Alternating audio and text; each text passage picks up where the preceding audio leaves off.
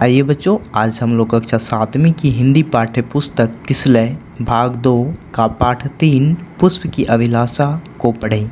तो आइए सर्वप्रथम हम लोग इस कविता का पाठन कर लेते हैं। चाह नहीं मैं सुरबाला के गहनों में गूथा जाऊं, चाह नहीं प्रेमी माला में बिंद प्यारी को ललचाऊं, चाह नहीं सम्राटों के शव पर हे हरि डाला जाऊं, चाह नहीं देवों के सिर पर चढ़ूं भाग्य पर इठलाऊं, मुझे तोड़ लेना वनमाली उस पथ पर देना तुम फेंक, मातृभूमि पर शीश चढ़ाने जिस पथ जाए वीर अनेक। बच्चों, यह कविता माखनलाल चतुर्वेदी जी द्वारा लिखी गई है। इस कविता के माध्यम से एक पुष्प की चाह, एक पुष्प अर्थात फूल की इच्छा, एक फूल क्या चाहता है, एक पुष्प क्या चाहता है, इस कविता के माध्यम से उसे बताने की कोशिश किया गया है।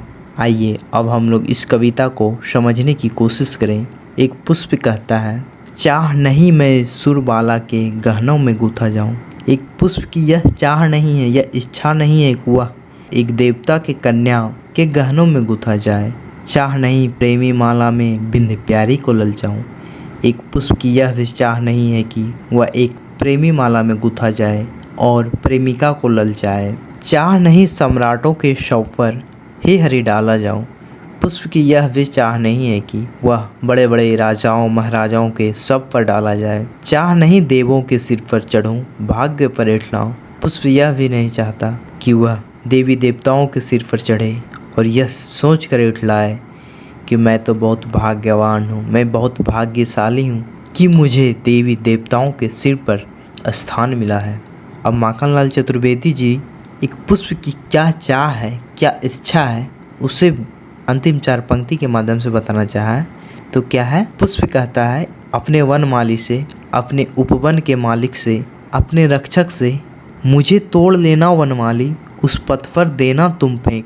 पुष्प कहता है, हे वनमाली, हे मेरे रक्षक, तुम मुझे तोड़ लेना और मुझे उस पथ पर फेंक देना, मातृभूमि पर शीश चढ़ाने जिस पथ जाए वीर अनेक। पुष्प कहता है कि मुझे उस पथ पर फेंक देना है वनमाली जिस पथ के द्वारा हमारे देश के नौजवान, हमारे देश के वीर, हमारे देश के सैनिक अपने देश की रक्षा के लिए जिस पथ से गुजरते हैं और तथा अपने देश की रक्षा के लिए जो अपनी जान तक गंवाने को तैयार रहते हैं, मुझे उनके पथ पर फेंक देना ताकि मैं उनका चरण स्पर्श कर सकूं, मैं उनका चरण छू सकूं।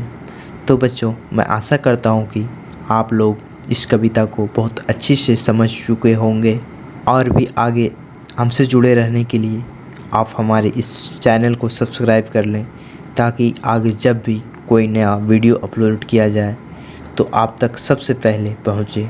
इसी के साथ धन्यवाद।